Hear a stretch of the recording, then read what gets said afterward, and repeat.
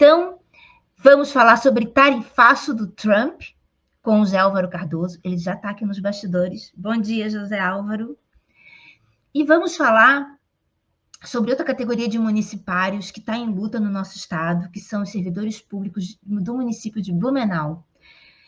Ontem aqui, quem pôde acompanhar, né, foi aprovado em primeiro turno aí, a proposta do prefeito Topázio, que destrói a previdência pública dos servidores aqui do município de Florianópolis. Mas tem muita luta ainda pela frente, né? Foi o primeiro turno, se eu não me engano, foram só 7 votos contra a proposta, e todos os outros, claro, né? Todos os outros têm interesses comuns com o prefeito e com toda a turma do poder imobiliário que domina a cidade de Florianópolis atualmente. Então, o que mais que nós temos aqui no roteiro para essa quinta-feira, nessa manhã cheia de dignidade aqui no Portal Desacato? A Mirê Chagas, com a sua coluna Transbordando, está vindo aí ao vivo e a cores.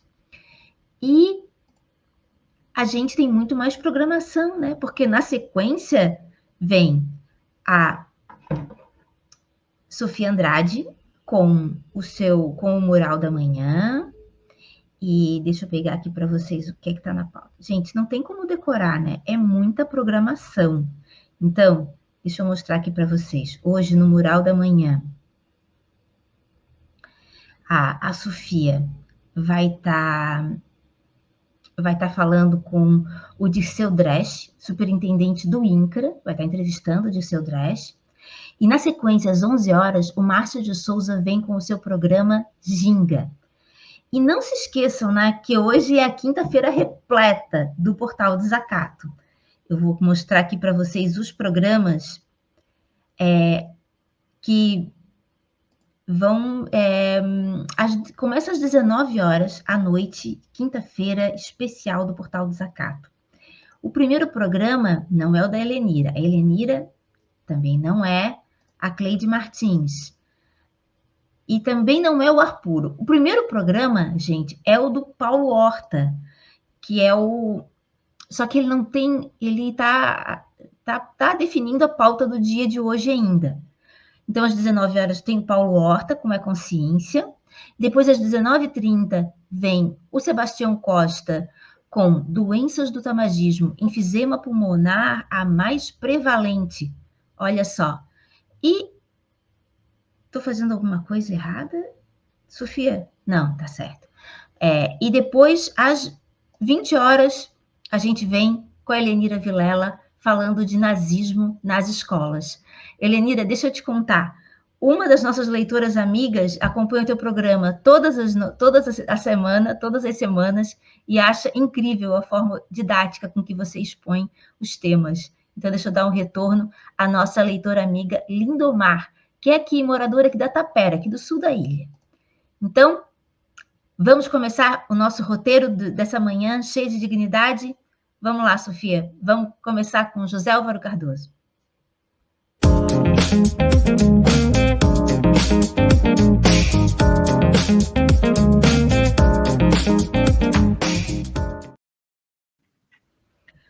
Bom dia, José Álvaro. Tudo bem com você?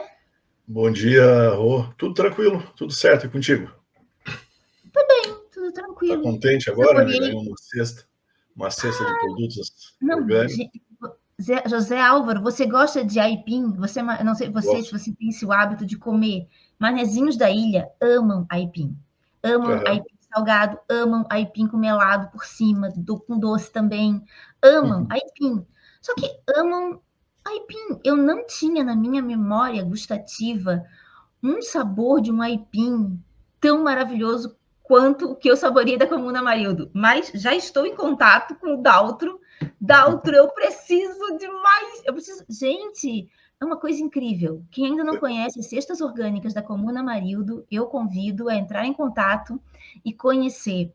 É uma festa de saúde e sabor. Quer coisa melhor do que você? Porque geralmente a gente diz, né, José? Tudo que é gostoso faz mal. Nesse caso, não. Nesse caso, não se aplica. O ditado não se aplica. Que legal. Mas vamos falar sobre uma coisa que a gente não sabe ainda se vai fazer muito mal ou se pode fazer algum bem. Certo. Tarifaço do Trump. E essa briga de titãs, né, José Álvaro? É briga de titãs, realmente. É briga de titãs. Deixa eu até te falar uma coisa, antes de falar dos titãs, tem um dado interessante aí na votação de ontem, da contra-reforma do prefeito Topazio aí, do sistema previdenciário dos servidores, que foi aprovado por apenas 16 votos, que é exatamente a conta para aprovar. Quer dizer, se algum vereador da base do governo tivesse ruído a corda, né, não seria aprovado. Um detalhe importante, 2 vereadores da base votaram contra, certo? Porque eles olharam mais para a sua base de eleitores, né, e votaram contra. E hoje, eu estava lendo no site aí do Sintrazem, hoje, já no Diário Oficial, acho que foi hoje, o prefeito exonerou 10 contratados de cargos de confiança que eram da base desses 2 vereadores. Olha só, que vingativozinho, já rapidinho. Rapidíssimo, vingativo e muito rápido, né? Porque Exato. Em algumas horas, ele exonerou 10 pessoas que tinham cargos de confiança e que eram ligadas a esses 2 vereadores. Isso é interessante, né? Porque mostra que a aprovação não é tão tranquila assim. Né? Ao contrário, até do que eu imaginava. Eu achei que seria muito mais fácil para o prefeito passar de roda esse estrago aí. Que bom, né? Então isso abre possibilidade de o pessoal reverter. Exato. Bom, Rô, sobre a questão das tarifas, que eu acho que é um negócio muito importante, né? Porque por causa do peso que os Estados Unidos têm na economia mundial, não é que o Uruguai está fazendo uma coisa dessa, não. É os Estados Unidos, que é 30% do PIB, e boa parte, não sei exatamente quanto, do comércio internacional, 30% do PIB mundial, né? Eu li que um pouquinho mais de 40%, José Álvaro, do PIB mundial, China e Estados Unidos. Do comércio mundial. Porque do PIB é uns 30%, que é muita coisa. Um país pesar 30% do PIB mundial é um negócio violento, né? Por isso que qualquer besteira que o espalhafatoso Trump fala tem repercussão. Porque ele não é o presidente, o ditatorzinho de um país que tem 1% do PIB mundial, não é isso? Então, qualquer besteira que ele faz, e principalmente que ele fala, e principalmente qualquer coisa que ele faz no campo da política econômica, tem uma repercussão violenta, né? Por isso que o anúncio do tarifaço aí provocou essa queda mundial nas bolsas de valores, etc. Fica todo mundo com o cabelo em pé, né? E ele vai mudando também, né, o negócio. Ele vai trocando e tal. Agora, é bom lembrar o seguinte, ao contrário do que eu estou escutando por aí de outros analistas balizados, né, especialistas nesse tema e tal, lembrar o seguinte, essa é a política do Trump. Não com esse nível de fiasco, de espalhafato, etc., né, de por exemplo, taxar a China em 104%, não isso. Mas no primeiro governo já, o Trump taxou muito, inclusive China, inclusive a União Europeia, etc. Inclusive China não, começando pela China, né? Então, não, isso não é novidade. Ele falou isso o tempo todo, porque o objetivo principal dele é resgatar a indústria norte-americana, é tornar os Estados Unidos forte industrialmente e, inclusive, um exportador de energia mundial, né? Por isso também o olho grande dele para cima do Canadá, para cima da Groenlândia, para cima do canal do Panamá, que são locais onde ou passam ou contém muito petróleo, muito gás e muito petróleo, né? Então essa questão energética está no centro dos acontecimentos aí, dos anúncios do do Trump. Então é bom a gente lembrar isso, né? Que, na verdade, esta é a política do Trump. Claro, como ele é um cara, digamos, espalhafatoso, porra louca, para usar um termo antigo da minha época, ele é um baita porra louca da extrema-direita, né? Que, aliás, caracteriza um pouco a extrema-direita no mundo todo, não é exceção, mas aí, como ele é poderoso, arrogante, bilionário e presidente dos Estados Unidos, a porra louquice dele vai ao infinito, né? Mas, tirando esse aspecto, a política é essa mesmo, certo? Eu até fico surpreso com parte da esquerda mundial irritada com isso, né? Inclusive, eu vi postagens na internet de gente de esquerda e tal, com citações do Reagan defendendo o livre mercado e da Margaret Thatcher. Imagina essa loucura, porque uma coisa é o seguinte: tu criticar o Trump por essa política de tarifas é uma coisa. Tem que criticar mesmo, porque quando um país imperialista se torna protecionista, o protecionismo dele agride o mundo todo, como eles estão fazendo com a China e com o mundo todo. Mas é bom a gente lembrar que o protecionismo é uma bandeira de esquerda. É só a gente lembrar que nos anos 2000, em 2002, houve uma grande campanha dos países latino-americanos contra a ALCA, que era a Organização de Livre Comércio dos Estados Unidos, organizada pelos Estados Unidos. Ao carajo, né? A famosa frase, ao carajo, do Hugo Chávez, né? E foi feita uma campanha, um plebiscito, inclusive no Brasil, contra a ALCA, que inviabilizou, felizmente, a ALCA, que era uma programação de livre comércio dos Estados Unidos. Então, o protecionismo, um país como o Brasil, por exemplo, que é um país periférico, subdesenvolvido e semi-colonizado pelos Estados Unidos, o Brasil sempre teve protecionismo. Felizmente, foi isso. Inclusive, o que foram os neoliberais no Brasil, começando lá com o Collor e depois com esse veneno aí para o Brasil, que foram os governos do FHC. O que o FHC pregava? Era a pregação do livre comércio, retirada de todas as barreiras comerciais, etc., que interessava exatamente para os Estados Unidos, que naquele período, né, era o grande defensor, o grande entusiasta, o criador da globalização, né, abre tudo, né?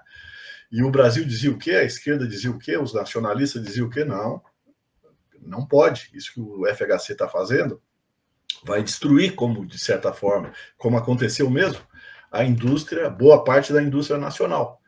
Então, é bom a gente lembrar isso. Não tem surpresa, né? Tem surpresa no nível, mas não na ação de proteção. Né? O Trump anunciou isso, fez no primeiro governo. Eu estava vendo hoje, inclusive, preparando aqui, eu estava vendo uns dados hoje de protecionismo no primeiro governo, foi muito grande, inclusive com ênfase, como está acontecendo agora, sobre a China, e especialmente de aço, né? Os setores industriais fundamentais, como o aço, etc.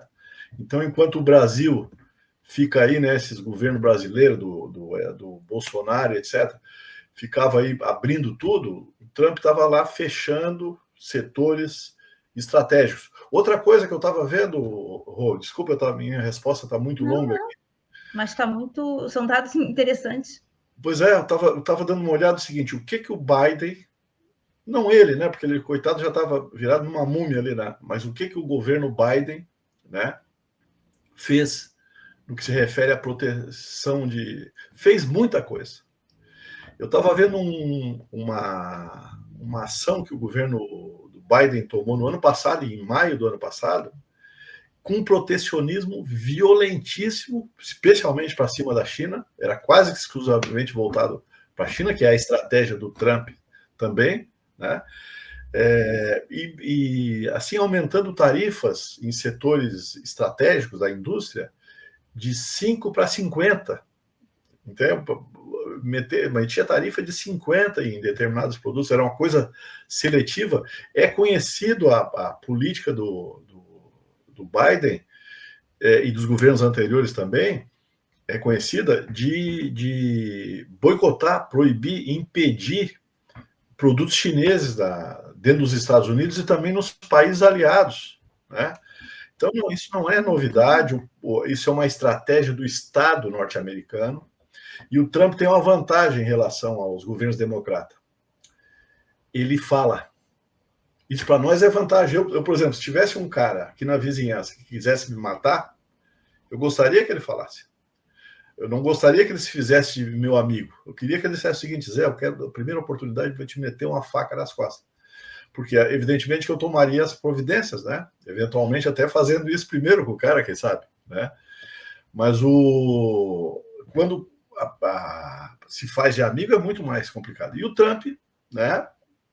Não sei exatamente por que razão, possivelmente pelo estilo dele, ele revela, ele diz, nós somos o império, e a China tem que se curvar, e o Canadá tem que se curvar, senão nós vamos invadir o Canadá e vai se tornar o estado 51 dos Estados Unidos, e assim por diante, né?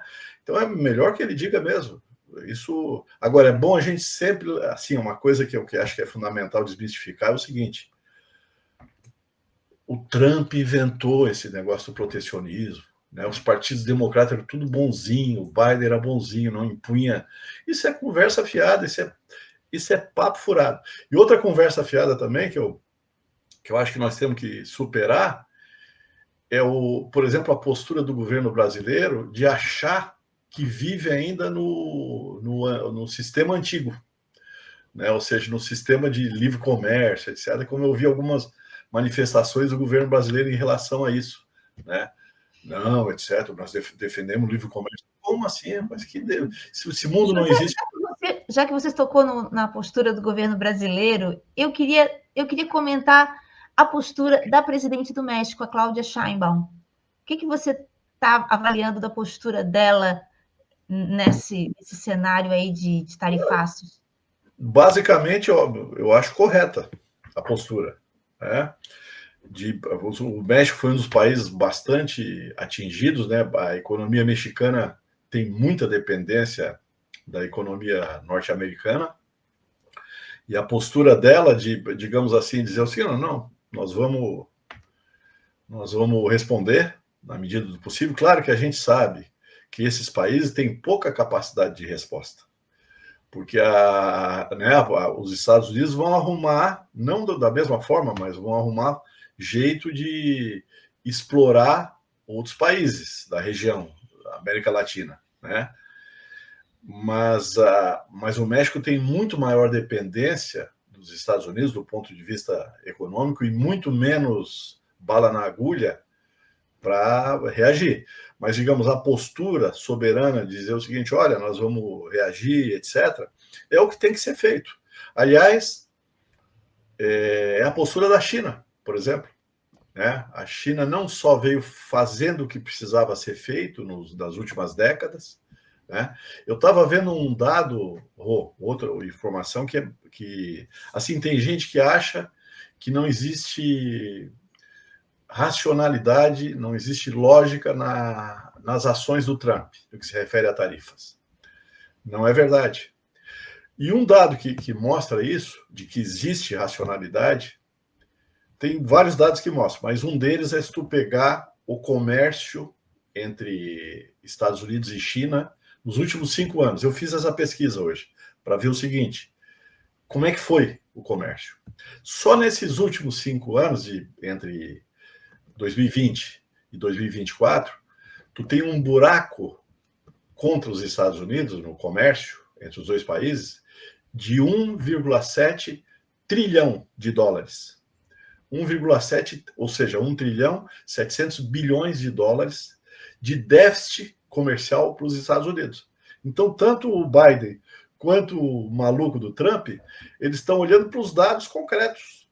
Esses caras estão nos lascando. Os Estados Unidos têm o chamado déficit gêmeos, você já deve ter ouvido falar nisso, que é um déficit tanto orçamentário, tem um buraco desgraçado no orçamento, porque eles têm uma dívida pública de 36 trilhões de dólares, que é impagável, E certamente a dívida pública está atrás da decisão do governo Trump, não tenha dúvida que isso está, porque ele sabe que esse troço é impagável.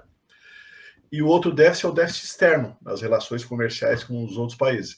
Os Estados Unidos sempre tiveram o conforto de manter esses dois déficits, porque eles têm muito privilégio no comércio internacional, porque eles são os donos da moeda aceita internacionalmente, que é o dólar. Então, eles são donos da maquininha de fazer dinheiro. Tu imagina, Rô, se tu tivesse na tua casa uma moeda que emitisse uma cédula com teu rosto na cédula e tivesse aceitação em tudo que é lugar, inclusive para comprar produtos orgânicos. Já pensou? Tu não precisaria trabalhar, tu não precisaria, tua família, ninguém precisaria trabalhar, era só emitir moeda e sair gastando. Os Estados Unidos, de certa forma, têm isso, certo? Os Estados Unidos têm isso. Então, por isso que eles mantêm esse tal de... Mas tudo tem limite, né? Especialmente agora que os BRICS estão dizendo o seguinte, nós vamos substituir o dólar. E alguns países, mais do que falar, alguns países já estão fazendo. Se tu olha o comércio entre Rússia e China, por exemplo, eles já trocaram o dólar. Claro, é coisa de trouxa. Tu tem um comércio forte entre dois países, né, soberanos, e ficar usando uma moeda de um terceiro país, que é o país mais imperialista do mundo. Isso é coisa de otário, né? Ou de pessoas que não conseguem romper com isso, ou de países que não conseguem romper. Então, digamos, a decisão do Trump tem a ver também com esses problemas estruturais, não há dúvida que tem, problemas estruturais dos Estados Unidos, né? Como, por exemplo, os citados agora déficits gêmeos, né? O problema da dívida pública, sem dúvida, está por detrás disso. Porque eu até me chama a atenção o seguinte, o Trump está chutando balde para todas as direções, né? Acabou com a USAID, está tentando fazer a paz lá na Ucrânia, e tomou uma série de medidas que vai contra o imperialismo tradicional, não há dúvida. Né? O Trump não representa não representa os globalistas, como a direita diz aí. Ele representa setores do capital norte-americano que não ganham dinheiro com a globalização, predominantemente, né? Por isso que ele está fazendo isso também. Ele representa mais uma parte do capital nacional, ele não representa, eu já falei aqui, e é conhecido, ele não representa o imperialismo tradicional, o sistema financeiro, etc. Ele representa outros setores. Por isso que ele faz esse tipo de coisa. Mas me chama a atenção que, apesar dele estar chutando balde, todos os baldes para tudo que é lado, ele não falou ainda da questão da dívida. Né? Porque ele podia dizer o seguinte, eu vou fazer a moratória da dívida pública norte-americana. Eu vou parar de pagar. Porra, ele é tão valente, por que ele não faz isso? Parar de pagar os juros da dívida e nós vamos fazer uma auditoria da dívida, que o Brasil lá não quer fazer. Ele podia fazer isso. Por que ele não faz? Porque o Trump é doido, mas ele não come caca e nem rasga dinheiro, certo? Ou seja, ele sabe que aí ele vai estar mexendo com setores muito poderosos, que é os caras que mandam, não digo na economia americana, eles mandam na economia mundial, né? Com alguns problemas, com restrições, não mandam na China, não mandam na Rússia, só em parte, assim por diante. Mas eles mandam na economia mundial. O Trump não mexeu com esse cara, por conta disso. Até porque, claro, os grupos ligados a ele devem também faturar muito com a dívida pública norte-americana. No ano passado, os Estados Unidos gastou 4% do PIB, do seu PIBão, que é um PIB poderoso, o maior do mundo, com os juros da dívida, né? Então, isso tem que ser levado em conta também. Porra, eu tô falando mais que o homem da cobra, não te deixo nem perguntar, né? Mas tu estás aqui para isso? Você ganha em dólares para quê? Para vir aqui falar? Mas eu tô para escutar também, né? Para escutar também, não só para falar. Não, eu queria, antes de fazer a pergunta derradeira desta manhã, eu queria dizer bom dia também para Mariana Borges, para o Luiz Marques de Lima, para a Thalifeld Glaser, para a Isabel Fernandes e para a Márcia Tereza de Benguela, que estão nos cumprimentando ali nas redes, no nosso chat aqui, tanto do Facebook quanto do YouTube. Dizer que essas redes elas estão abertas para vocês, gente. Quer enviar sua pergunta, sua crítica, seu questionamento, seu comentário? Manda ali. A gente só só é obrigado a censurar os xingamentos, aquelas coisas ruins que não levam a nada e que não constroem nada aqui, né? E que eu queria que o José Álvaro fosse finalizando o comentário da análise da economia dessa manhã, dizendo para a gente o seguinte, José, tem alguma chance desse cenário, dessa briga de titãs, ser de alguma forma favorável ao Brasil ou não? O que pode sobrar para nós? Ou não é possível ainda avaliar esse cenário? É difícil, é muito difícil fazer previsão, é difícil avançar nisso, porque primeiro porque é um negócio muito complexo, né? Um tema muito complexo, tem várias... sacode o mundo todo e tal, como a gente está vendo. E segundo, porque o Trump também, digamos, digamos, ele muda a cada 48 horas, 24 horas, ele muda né, de posição, etc. Muda os percentuais, a direção estratégica é a mesma, mas os detalhes da política vão mudando. Então é muito difícil dizer. É claro que o Brasil vai ser afetado, é impossível não ser, mas quando tu tem uma situação incerta, que tu não pode prever o que o outro vai fazer, certo? Tu tem que definir o que tu vai fazer. Isso é o que é importante. Por exemplo, a China, que é o país disparado mais afetado por isso, ela se abalou, avaliou, etc., mas fez o que tinha que fazer, ou seja, tomou decisões. Olha, já que esses malucos estão fazendo isso, nós vamos fazer isso aqui como resposta. É isso que o Brasil tem que fazer. É avaliar o cenário, avaliar o tempo todo, porque ele muda todo dia, mas tomar decisões. E aí a gente sabe que decisões estratégicas não são novidade. Né? Decisões estratégicas de proteger a indústria nacional, valorizar o mercado consumidor interno, valorizar os salários. Por exemplo, a gente sabe que uma das ações estratégicas que a China enfatizou, porque ela já vinha fazendo, mas ela acelerou, é ampliar o mercado consumidor interno. Porra, a China é quase 20% do mercado consumidor interno do mundo, do mercado consumidor do mundo.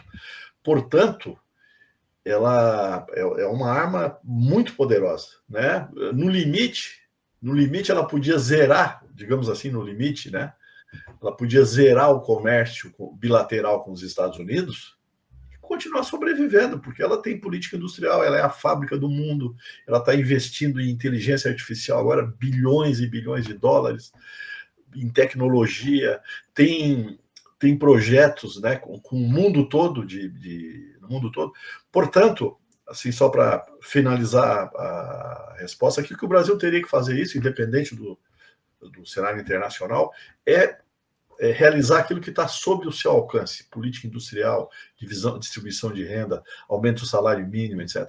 Infelizmente, o Brasil tentou fazer uma coisa, só para finalizar, o governo Lula está tentando fazer até o momento uma coisa, que é ficar com um pé em cada canoa, certo? É ao mesmo tempo ter boas relações com os BRICS, sem ferir os interesses dos Estados Unidos. Isso é muito difícil.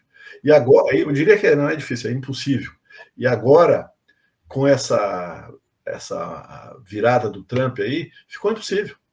O Brasil, inclusive, eu acho que é muito difícil que o Brasil não sofra as consequências disso. Por isso que teria que mudar de política. Não só por razões econômicas, porque essa política de ficar com o pé em cada canoa não dá certo, mas também por razões políticas. Não adianta, por exemplo, fazer como fizeram em dezembro, fazer política econômica, projeto aprovado e tudo mais, limitando o aumento, o ganho real do salário mínimo.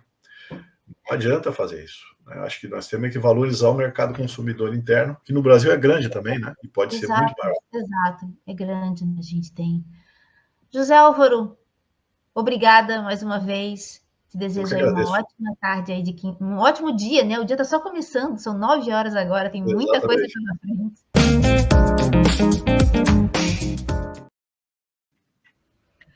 Bom dia, José Álvaro. Tudo bem com você? Bom dia, Rô. Tudo tranquilo, tudo certo. E contigo? Tudo bem, tudo tranquilo. Está contente agora, né? Ganhou uma cesta de produtos orgânicos. José Álvaro, você gosta de aipim? Você, não sei se Gosto. você tem esse hábito de comer. Manezinhos da ilha amam aipim. Amam Aham. aipim salgado, amam aipim com melado por cima, com doce também. Amam Uhum. aipim. Só que amam aipim. Eu não tinha na minha memória gustativa um sabor de um aipim tão maravilhoso quanto o que eu saboreei da Comuna Marildo. Mas já estou em contato com o Daltro. Daltro, eu preciso de mais. Eu preciso. Gente, é uma coisa incrível. Quem ainda não conhece Cestas Orgânicas da Comuna Marildo, eu convido a entrar em contato e conhecer. É uma festa de saúde e sabor. Quer coisa melhor do que você? Porque geralmente a gente diz, né, José? Ah, tudo que é gostoso faz mal. É. Nesse caso, Nesse não. caso não se aplica. O Não ditado se não se aplica. aplica. Que Mas legal. vamos falar sobre uma coisa que a gente não sabe ainda se vai fazer Uhum. muito mal ou se pode fazer algum bem. Certo. Tarifaço do Trump. E essa briga de titãs, né, José Álvaro? É briga de titãs, é. É Realmente. briga de titãs. Deixa eu até te falar uma coisa, antes de falar dos titãs, tem um dado interessante aí na votação de ontem, da contra-reforma do prefeito Topazio aí, do sistema previdenciário dos servidores, que foi aprovada por apenas 16 votos, que é exatamente a conta para aprovar. Quer dizer, se algum vereador da base do governo tivesse ruído a corda, né, não seria aprovado. Um detalhe importante: 2 vereadores da base votaram contra, certo? Porque eles Sim, olharam eu mais para a percebi. sua base de eleitores, né? E votaram contra. E hoje eu estava lendo no site aí do Sintrazem, hoje, já no Diário Oficial, acho que foi hoje, o prefeito exonerou 10 contratados de cargos de confiança que eram da base desses 2 vereadores, Olha certo? só que Foi, vingativozinho já rapidinho assim. rapidíssimo, vingativo e muito rápido, né? Porque Exato. em algumas horas, ele exonerou 10 pessoas que tinham cargos de confiança e que eram ligadas a esses 2 vereadores. Isso é interessante, né? Porque Muito. mostra que a aprovação não é tão tranquila assim. Né? Ao contrário Sim. até do que eu imaginava. Eu achei que seria muito mais fácil para o prefeito passar de roda esse estrago aí. Que bom, né? Então isso abre Que possibilidade bom. de o pessoal reverter. Exato. Bom, Rô, sobre a questão das tarifas, que eu acho que é um negócio muito importante, né? Porque por causa do peso que os Estados Unidos têm na economia mundial, não é que o Uruguai está fazendo uma coisa dessa. Não. É os Estados Unidos, que é 30% do PIB. E boa parte, não sei exatamente quanto, do comércio internacional. 30% do PIB mundial, né? Eu li que 40, mais de 40, um pouquinho mais de 40%, José Álvaro, do PIB mundial, Do China e comércio Estados mundial. Unidos. Do Do comércio, comércio mundial. Do comércio certo. mundial. Porque do PIB é uns 30%, que é muita coisa. Um país pesar 30% do PIB mundial é um negócio violento, né? Por isso que qualquer besteira que o espalhafatoso Trump fala tem repercussão. Porque ele não é o presidente, o ditatorzinho de um país que tem 1% do PIB mundial, não é isso? Então, qualquer besteira que ele faz, e principalmente que ele fala, e principalmente qualquer coisa que ele faz no campo da política econômica, tem uma repercussão violenta, né? Por isso que o anúncio do tarifaço aí provocou essa queda mundial nas bolsas de valores, etc. Fica todo mundo com o cabelo em pé, né? E ele vai mudando também, né, o negócio. Ele vai trocando e tal. Agora, é bom lembrar o seguinte: ao contrário do que eu estou escutando por aí de outros analistas balizados, né, especialistas nesse tema e tal, lembrar o seguinte: essa é a política do Trump. Não com esse nível de fiasco, de espalhafato, etc., né, por exemplo, taxar a China em 104%. Não isso. Mas no primeiro governo já o Trump taxou muito, inclusive China, inclusive a União Europeia, etc. Inclusive China não, começando pela China, né? Então, não, isso não é novidade. Ele falou isso o tempo todo, porque o objetivo principal dele é resgatar a indústria norte-americana, é tornar os Estados Unidos forte industrialmente e, inclusive, um exportador de energia mundial, né? Por isso também o olho grande dele para cima do Canadá, para cima da Groenlândia, para cima do canal do Panamá, que são locais onde ou passam ou contém muito petróleo, muito gás e muito petróleo, né? Então essa questão energética está no centro dos acontecimentos aí, dos anúncios do Trump. Então é bom a gente lembrar isso, né? Que, na verdade, esta é a política do Trump. Claro, como ele é um cara, digamos, espalhafatoso, porra louca, para usar um termo antigo da minha época, ele é um baita porra louca da extrema-direita, né? Que, aliás, caracteriza um pouco a extrema-direita no mundo todo, não é exceção, mas aí, como ele é poderoso, arrogante, bilionário e presidente dos Estados Unidos, a porra louquice dele vai ao infinito, né? Mas, tirando esse aspecto, a política é essa mesmo, certo? Eu até fico surpreso com parte da esquerda mundial irritada com isso, né? Inclusive, eu vi postagens na internet de gente de esquerda e tal, com citações do Reagan defendendo o livre mercado e da Margaret Thatcher. Imagina essa loucura, porque uma coisa é o seguinte: tu criticar o Trump por essa política de tarifas é uma coisa. Tem que criticar mesmo, porque quando um país imperialista se torna protecionista, o protecionismo dele agride o mundo todo, como eles estão fazendo com a China e com o mundo todo. Mas é bom a gente lembrar que o protecionismo é uma bandeira de esquerda. É só a gente lembrar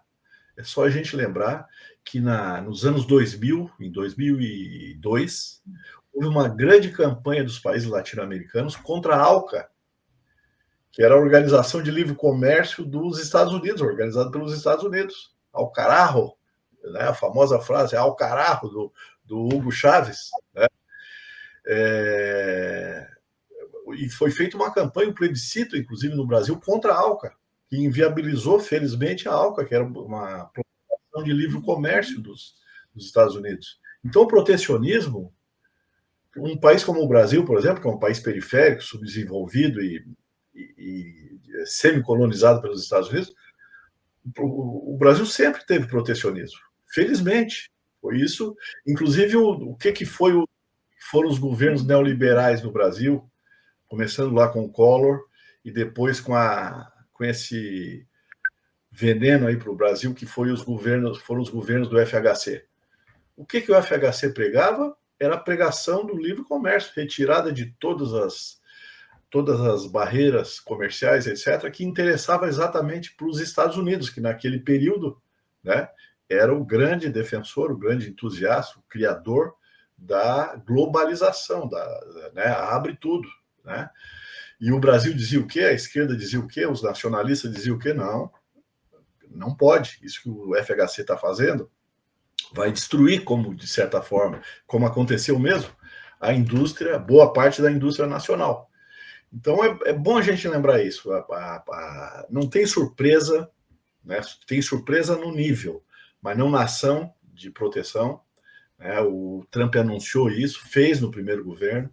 Eu estava vendo hoje, inclusive, preparando aqui, eu estava vendo uns dados hoje de protecionismo no primeiro governo, foi muito grande, inclusive com ênfase, como está acontecendo agora, sobre a China, e especialmente de aço, né? Os setores industriais fundamentais, como o aço, etc. Então, enquanto o Brasil fica aí, né, esses governos brasileiros, do Bolsonaro, etc., ficava aí abrindo tudo, o Trump estava lá fechando setores estratégicos. Outra coisa que eu estava vendo, Rô, desculpa, minha resposta está muito longa aqui. Mas são dados interessantes.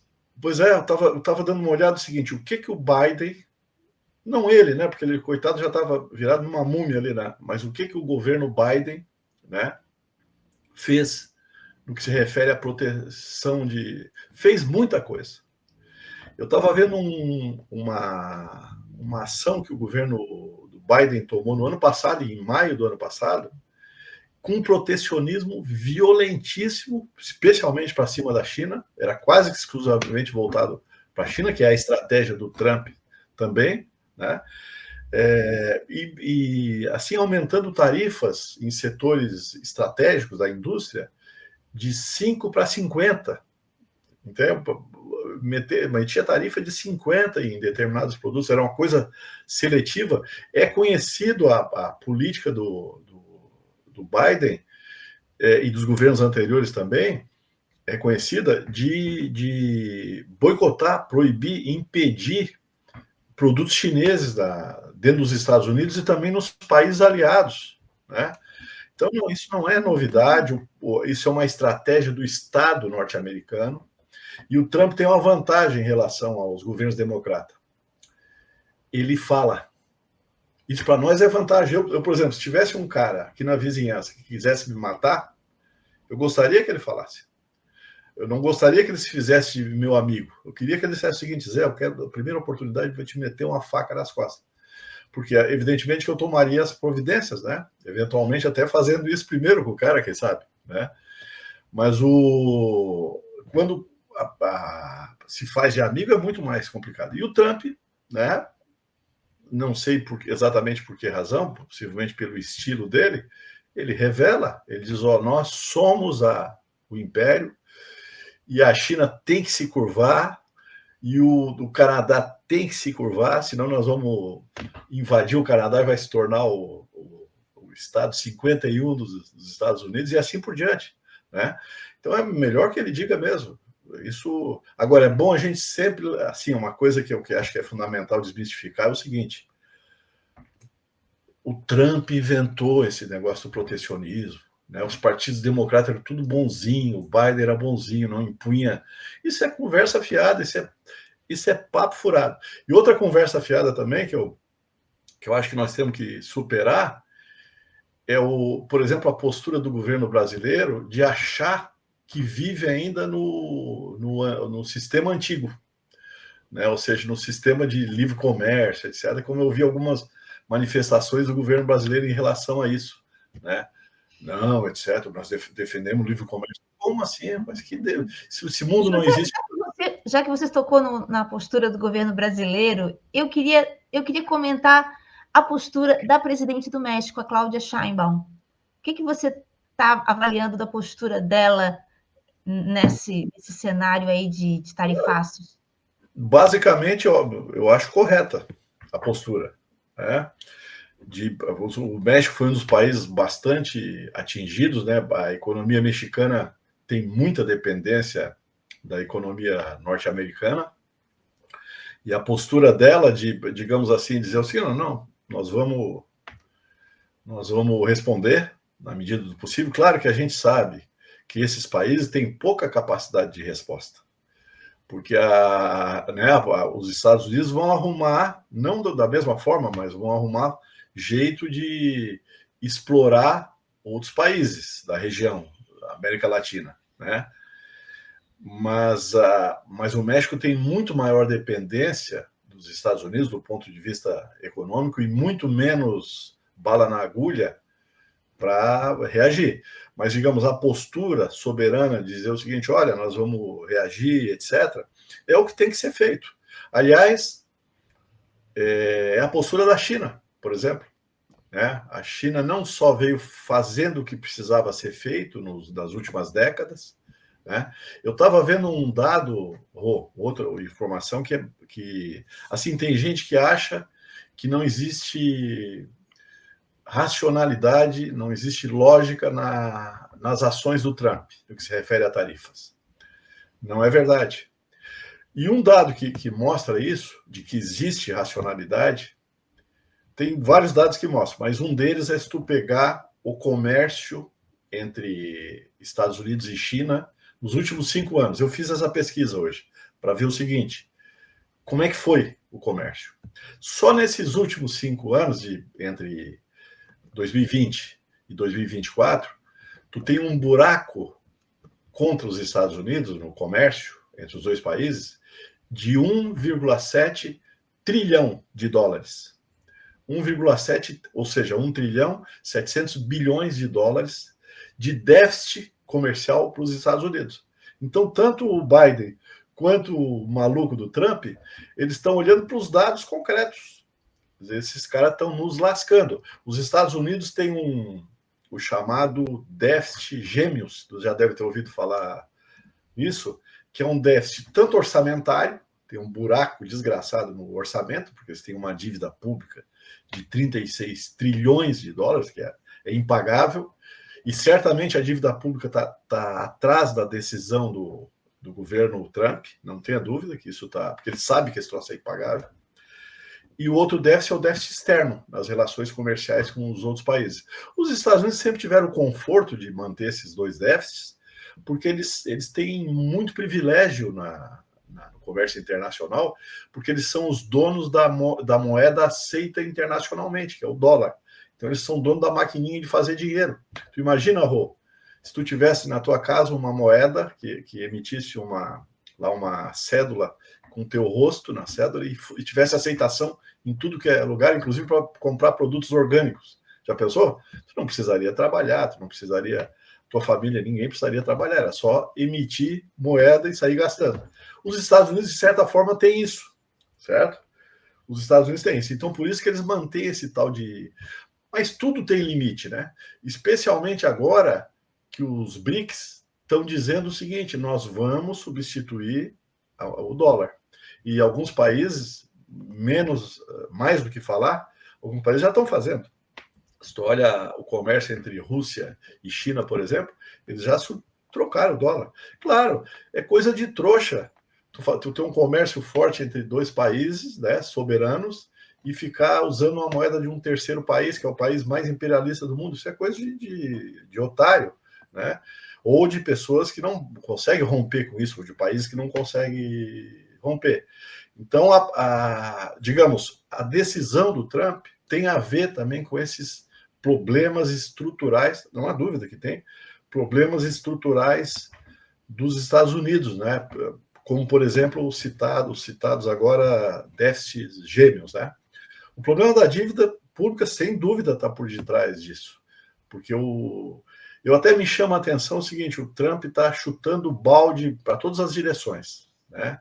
Acabou com a USAID, está tentando fazer a paz lá na Ucrânia, e tomou uma série de medidas que vai contra o imperialismo tradicional, não há dúvida. Né? O Trump não representa não representa os globalistas, como a direita diz aí. Ele representa setores do capital norte-americano que não ganham dinheiro com a globalização, predominantemente, né? Por isso que ele está fazendo isso também. Ele representa mais uma parte do capital nacional, ele não representa, eu já falei aqui, e é conhecido, ele não representa o imperialismo tradicional, o sistema financeiro, etc. Ele representa outros setores. Por isso que ele faz esse tipo de coisa. Mas me chama a atenção que, apesar dele estar chutando balde, todos os baldes para tudo que é lado, ele não falou ainda da questão da dívida. Né? Porque ele podia dizer o seguinte: eu vou fazer a moratória da dívida pública norte-americana. Eu vou parar de pagar. Porra, ele é tão valente, por que ele não faz isso? Parar de pagar os juros da dívida e nós vamos fazer uma auditoria da dívida, que o Brasil lá não quer fazer. Ele podia fazer isso. Por que ele não faz? Porque o Trump é doido, mas ele não come caca e nem rasga dinheiro, certo? Ou seja, ele sabe que aí ele vai estar mexendo com setores muito poderosos, que é os caras que mandam, não digo na economia americana, eles mandam na economia mundial, né? Com alguns problemas, com restrições, não mandam na China, não mandam na Rússia, só em parte, assim por diante. Mas eles mandam na economia mundial. O Trump não mexeu com esse cara, por conta disso. Até porque, claro, os grupos ligados a ele devem também faturar muito com a dívida pública norte-americana. No ano passado, os Estados Unidos gastou 4% do PIB, do seu PIBão, que é um PIB poderoso, o maior do mundo, com os juros da dívida, né? Então, isso tem que ser levado em conta também. Porra, eu tô falando mais que o homem da cobra, não te deixo nem perguntar, né? Mas tu estás aqui para isso? Você ganha em Não, dólares para quê? Para vir aqui mas eu falar? tô para escutar também, né? Para escutar também, não só para falar. Não, eu queria, antes de fazer a pergunta derradeira desta manhã, eu queria dizer bom dia também para Mariana Borges, para o Luiz Marques de Lima, para a Thalifeld Glaser, para a Isabel Fernandes e para a Márcia Tereza de Benguela, que estão nos cumprimentando ali nas redes, no nosso chat aqui, tanto do Facebook quanto do YouTube. Dizer que essas redes elas estão abertas para vocês, gente. Quer enviar sua pergunta, sua crítica, seu questionamento, seu comentário? Manda ali. A gente só é obrigado a censurar os xingamentos, aquelas coisas ruins que não levam a nada e que não constroem nada aqui, né? E que eu queria que o José Álvaro fosse finalizando o comentário da análise da economia dessa manhã, dizendo para a gente o seguinte, José, tem alguma chance desse cenário, dessa briga de titãs, ser de alguma forma favorável ao Brasil ou não? O que pode sobrar para nós? Ou não é possível ainda avaliar esse cenário? É difícil, é muito difícil fazer previsão, é difícil avançar nisso, porque primeiro porque é um negócio muito complexo, né? Um tema muito complexo, tem várias... sacode o mundo todo e tal, como a gente está vendo. E segundo, porque o Trump também, digamos, digamos, ele muda a cada 48 horas, 24 horas, ele muda né, de posição, etc. Muda os percentuais, a direção estratégica é a mesma, mas os detalhes da política vão mudando. Então é muito difícil dizer. É claro que o Brasil vai ser afetado, é impossível não ser, mas quando tu tem uma situação incerta, que tu não pode prever o que o outro vai fazer, certo? Tu tem que definir o que tu vai fazer. Isso é o que é importante. Por exemplo, a China, que é o país disparado mais afetado por isso, ela se abalou, avaliou, etc., mas fez o que tinha que fazer, ou seja, tomou decisões. Olha, já que esses malucos estão fazendo isso, nós vamos fazer isso aqui como resposta. É isso que o Brasil tem que fazer. É avaliar o cenário, avaliar o tempo todo, porque ele muda todo dia, mas tomar decisões. E aí a gente sabe que decisões estratégicas não são novidade. Né? Decisões estratégicas de proteger a indústria nacional, valorizar o mercado consumidor interno, valorizar os salários. Por exemplo, a gente sabe que uma das ações estratégicas que a China enfatizou, porque ela já vinha fazendo, mas ela acelerou, é ampliar o mercado consumidor interno. Porra, a China é quase 20% do mercado consumidor interno do mundo, do mercado consumidor do mundo. Portanto, ela é uma arma muito poderosa, né? No limite, ela podia zerar, digamos assim, no limite, né? Ela podia zerar o comércio bilateral com os Estados Unidos e continuar sobrevivendo, porque ela tem política industrial, ela é a fábrica do mundo, ela está investindo em inteligência artificial agora bilhões e bilhões de dólares, em tecnologia, tem projetos, né, com o mundo todo, no mundo todo. Portanto, assim, só para finalizar a resposta aqui, que o Brasil teria que fazer isso, independente do cenário internacional, é realizar aquilo que está sob o seu alcance, política industrial, distribuição de renda, aumento do salário mínimo, etc. Infelizmente, o Brasil tentou fazer uma coisa, só para finalizar, o governo Lula está tentando fazer até o momento uma coisa, que é ficar com um pé em cada canoa, certo? É ao mesmo tempo ter boas relações com os BRICS, sem ferir os interesses dos Estados Unidos. Isso é muito difícil. E agora, eu diria que não é difícil, é impossível. E agora, com essa virada do Trump aí, ficou impossível. O Brasil, inclusive, eu acho que é muito difícil que o Brasil não sofra as consequências disso. Por isso que teria que mudar de política. Não só por razões econômicas, porque essa política de ficar com o pé em cada canoa não dá certo, mas também por razões políticas. Não adianta, por exemplo, fazer como fizeram em dezembro, fazer política econômica, projeto aprovado e tudo mais, limitando o aumento, o ganho real do salário mínimo. Não adianta fazer isso. Né? Acho que nós temos que valorizar o mercado consumidor interno, que no Brasil é grande também, né? E pode ser muito maior. Exato. É grande, a gente tem.